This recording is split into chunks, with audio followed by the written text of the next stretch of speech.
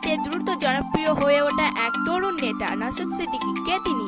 কিভাবে সাধারণ ধর্মীয় পরিবারে একজন ছেলে এমএলএ হয়ে উঠলেন? আজকের ভিডিওতে জানবো তার জন্ম থেকে 2026 সালের রাজনৈতিক অবস্থান পর্যন্ত সম্পূর্ণ জীবন কাহিনী।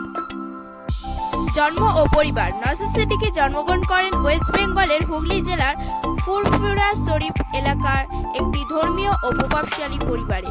তিনি ফুরফুরা শরীফ দরগাহর পীরজাদা পরিবারের সদস্য। এই দরগাহটি আজমির শরীফ এর পর ভারতের অন্যতম গুরুত্বপূর্ণ সুফি ধর্মীয় কেন্দ্র হিসেবে পরিচিত। The Indian express. ছোটবেলা থেকেই তিনি ধর্মীয় ও সামাজিক পরিবেশে বড় হয়েছেন। শিক্ষা জীবন। নওশাদ সিদ্দিকী তার প্রাথমিক শিক্ষা ওয়েস্ট বেঙ্গল সম্পূর্ণ করেন। ছাত্র জীবন থেকেই তিনি সমাজসেবা ও মানুষের সমস্যার সঙ্গে যুক্ত ছিলেন।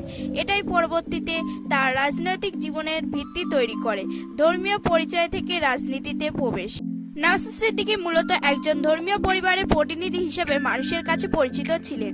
পরবর্তীতে তার বড় ভাই Abbas Siddiqui Indian secular front ISF দল গঠন করেন 2021 সালের বিধানসভা নির্বাচনের আগে। এরপর নওশাদ সিদ্দিকী সক্রিয়ভাবে রাজনীতিতে প্রবেশ করেন এবং আইএসএফের অন্যতম গুরুত্বপূর্ণ নেতা হিসেবে সামনে আসেন। এমএলএ হবার গল্প। 2021 সালের ওয়েস্ট বেঙ্গল অ্যাসেম্বলি ইলেকশন এ তিনি ভাঙ্গার আসন থেকে নির্বাচন করেন এবং তিনি জয়লাভ করেন। আইএসএফ এর একমাত্র এমএলএ হিসেবে ওয়েস্ট বেঙ্গল অ্যাসেম্বলিতে প্রবেশ করেন। Telegraph India. এই জয়ই তার রাজনৈতিক জীবনের সবচেয়ে বড় টার্নিং পয়েন্ট।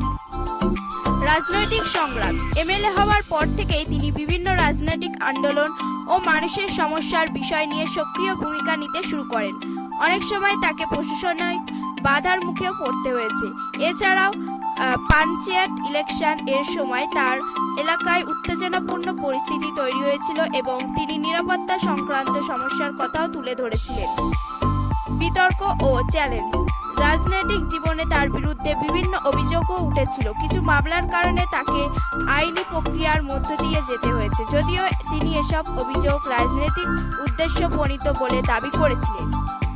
এই ঘটনাগুলো তার রাজনৈতিক জীবনকে আরও আলোচনায় নিয়ে আসে। অ্যাসেম্বলিতে সক্রিয় ভূমিকা। ওয়েস্ট বেঙ্গল অ্যাসেম্বলিতে তিনি অপশন ভয়েস হিসেবে সক্রিয়ভাবে বিভিন্ন বিষয় নিয়ে বক্তব্য রেখেছেন। তিনি নিজেকে মিনরিটি সহ সাধারণ মানুষের প্রতিনিধি হিসেবে তুলে ধরার চেষ্টা করেছেন। 2026 সালের রাজনৈতিক অবস্থান। 2026 সালে ওয়েস্ট বেঙ্গলের রাজনৈতিক পরিস্থিতিতে তিনি এখনও আইএসএফ এর অন্যতম গুরুত্বপূর্ণ মুখ হিসেবে পরিচিত। আগামী নির্বাচনের আগে তার রাজনৈতিক ভূমিকা আরও গুরুত্বপূর্ণ হয়ে উঠেছে। Audience engagement line. Naushad Siddiqui সম্পর্কে আপনার মতামত কি? আপনি কি মনে করেন ভবিষ্যতে তিনি ওয়েস্ট বেঙ্গলের বড় নেতা হতে পারবেন? কমেন্টে অবশ্যই জানান। এই ছিল নওশাদ সিদ্দিকীর জন্ম থেকে 2026 সালের রাজনৈতিক জীবন পর্যন্ত সম্পূর্ণ গল্প।